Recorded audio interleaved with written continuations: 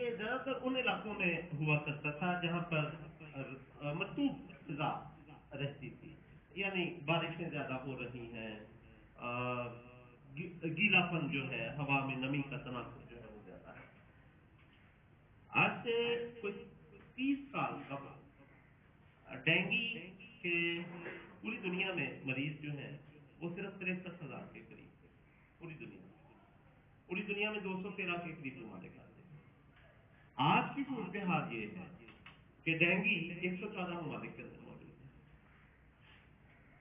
اس دنیا کی آبادی ایک اندازے کے مطابق تقریباً 6 ارب افراد پر مشتمل ہے، ان میں سے 2.5 ارب افراد ہر وقت ڈینگی کے خطرے میں موجود ہیں۔ ان میں سے 50 کروڑ افراد وہ ہیں جن کو ہر سال ڈینگی ہوتا ہے۔ ان 50 کروڑ افراد کو پتہ اس لیے نہیں چلتا کہ ڈینگی کے بخار کی ابتدائی علامات بہت سادہ ہیں، یہ ملتی جلتی ہیں نزلہ، زکام، کھانسی، بخار کے ساتھ، اور چونکہ 50 کروڑ لوگوں میں سے بہت سارے لوگوں کو اس بات کا علم اس لیے نہیں ہو پاتا کہ جسم سے خون نہیں بہتا۔ ڈینگی کا بخار جو ہے بہت سادہ بخار سے لے کے بہت شدید قسم کے بخار جس میں موت واقع ہو سکتی ہے، یہ اس کی رینج ہے۔ ایک طرف تو بہت سمپل سا بخار جو ہے کسی کو ہوا ہے، اسے پتہ بھی نہیں چلا کہ مجھے ڈینگی تھا، اور دوسری طرف ایک ایسا شخص ہے، یہ ساری قسمت کی بات ہے، دوسری طرف ایک ایسا شخص ہے جس کو ڈینگی ہوا اور 10 دن کے بعد، 7-8 دن کے بعد خدا نخواستہ وہ موت کے منہ میں چلا گیا۔ ڈینگی اتنی تیزی سے پھیل رہا ہے، 30 سال پہلے چین بہت جو ہے اس قابل تھا کہ اس کا ذکر بھی نہ کیا جائے عام طور پر۔ آج یہ دنیا کی شاید سب سے بڑی انفیکشنس بیماری، ایک سے دوسرے کو لگنے والی بیماری جو ہے وہ بن چکی ہے۔ ایک سے دوسرے کو لگنے سے میری مراد یہ ہے، یہ اگر مجھے ڈینگی ہے اور میں سر سے ہاتھ ملاتا ہوں تو سر کو ڈینگی کا بخار نہیں ہوگا۔ ہم دونوں کے درمیان اگر مچھر کا واسطہ موجود ہے، مچھر مجھے کاٹے اور وہی مچھر جا کے سر کو کاٹے، تو پھر یہی کنڈیویلپ ڈینگی فیور۔ اس کے 2 قسم کے مچھر ہیں، ویسے مچھروں کی 4000 قسم کی اقسام ہیں، 2 قسم کے مچھر ہیں، اور وہ دونوں قسم کے مچھر پاکستان میں پہلے نہیں تھے، ہوا کرتے اب بہت زیادہ موجود ہیں۔ ایڈیز البوپکٹس اور ایڈیز ایجپٹس، ان کی تصویریں بھی آگے چل کے آئیں گی، آپ ان کو پہچان بھی سکتے ہیں، ان کی پروں پہ، ان کے سر پہ، ان کی باڈی پہ وائٹ کلر کی اسٹرائپ لائنیں یا دھبے یہ موجود ہو سکتے ہیں۔ تو یہ عام طور پہ عام مچھر سے تھوڑا سا بڑے سائز کا مچھر ہوتا ہے، اور لیکن آپ یہ پریزیوم کیجئے کہ آپ نے اس سیزن میں ہر مچھر کے کاٹے سے بچنے کی کوشش کرنی ہے۔ آپ کے لیے ہر مچھر کی ڈینگی کا مچھر ہو سکتا ہے۔ جی، یہ ڈینگی کے مچھر کی تصویر ہے، ذرا دوبارہ دکھائیے۔ نہیں، پچھلی سائڈ۔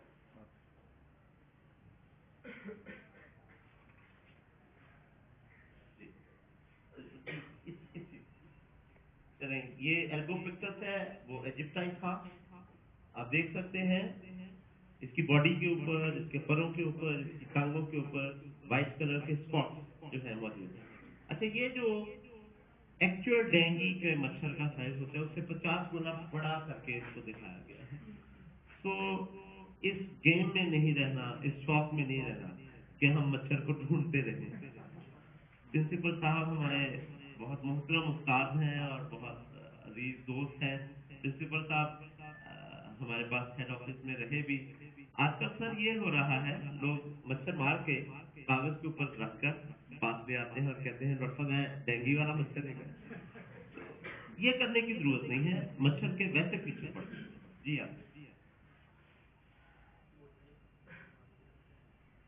آپ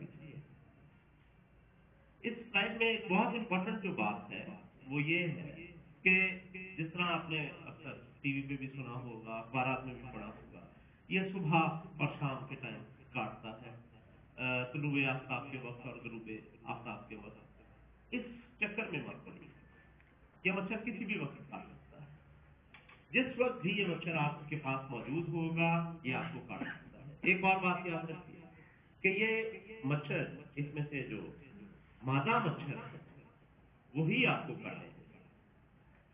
مادہ مچھر انسان کو کاٹنے پہ مجبور اس لیے ہے کہ اس نے انڈے جو بنانے ہیں، ان انڈوں کے لیے اسے جس پروٹین کی ضرورت ہے وہ ہمارے خون سے حاصل کرتی ہے۔ تو وہ کسی شرارت کے تحت، جس طرح آپ سارے شرارتی ہوں گے، جب میں اسٹوڈنٹ تھا میں بھی شرارتی ہوا کرتا تھا، وہ کسی شرارت کے تحت نہیں کاٹتی، وہ اس لیے کاٹتی ہے کہ قدرت کی طرف سے اس پہ واجب قرار پایا ہے کہ اگر اس نے اپنی نسل کی بقا کو جاری رکھنا ہے تو اس کو انڈے دینے ہیں، اور انڈے بنانے کے لیے اس کو پروٹین کی ضرورت ہے، اور اس پروٹین کے لیے وہ انسان سے خون حاصل کرتی ہے۔ تو every bite should be discourage. ہر مچھر جو آپ کے ارد گرد چل رہا ہے دیٹ کین بی ڈسکریج۔ تو اس چکر میں پڑنے کی ضرورت نہیں کہ اس کی باڈی پہ وائٹ کلر کے اسپاٹ ہیں یا نہیں ہے، یا ہمارے علاقے میں اس قسم کا مچھر ہے یا نہیں ہے۔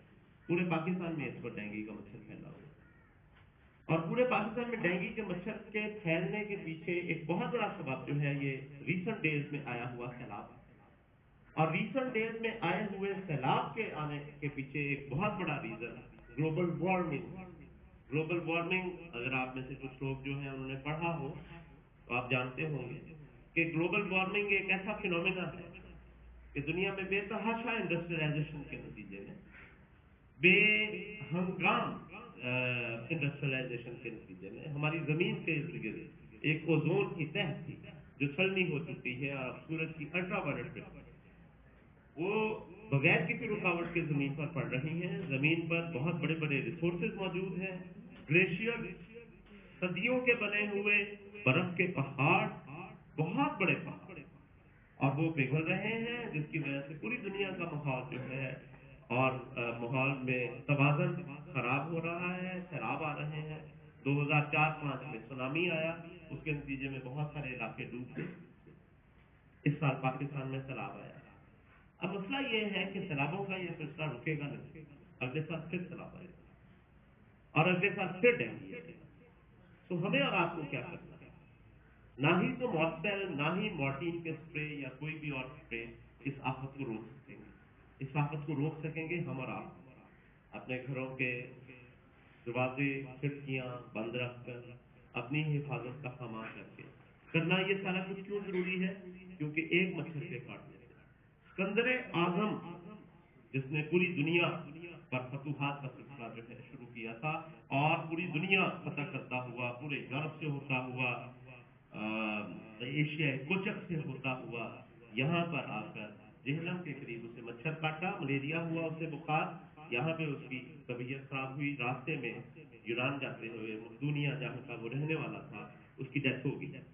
تو یہ مچھر کی ہسٹری اتنی پرانی ہے، کوئی اسپرے، کوئی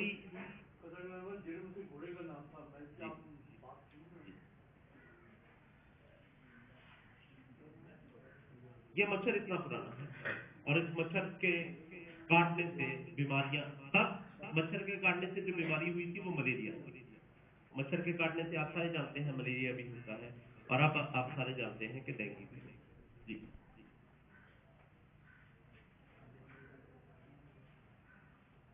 اس سلائڈ میں لکھا ہے کہ کوئی 100 کے قریب ممالک ہیں جن میں ڈینگی بخار آج کل جو ہے وہ اس نے آفت میں چاہی ہے، اور 1970 سے پہلے صرف 9 ممالک۔ یہ دنیا کے وہ ایریاز ہیں جہاں پر ڈینگی اس وقت پھیلا ہوا ہے۔ جی آگے چلیے۔ اس میں سے کچھ سلائڈ جو ہیں وہ بہت زیادہ ڈیٹیلڈ انفارمیشن رکھتی ہیں، وہ آپ کو اس سے فائدہ نہیں ہو سکے گا۔ جی آگے چلیے۔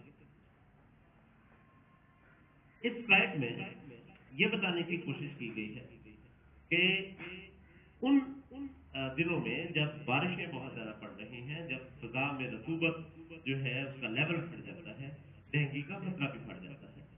Again we are emphasising on the same point کہ جب بھی پانی کی بہتات ہو، جہاں پہ مچھر کو افزائش کا موقع ملے، تو یہ بیماری جو ہے اپنا رنگ دکھانا شروع کر دے۔ اب یہ دیکھیے، یہ 3 ڈفرنٹ سینیریوز ہیں۔ یہ ٹوٹے ہوئے ٹائر پڑے ہوئے ہیں، نہیں پیچھے رکھیے، یہ पुराने टायर हैं, फेंक दिए। इसी तरह से कोई और कूड़ा करकट हो सकता है, ये फेंक दिया और उसके बाद भूल गए कि यहाँ पर कोई चीज रखी थी।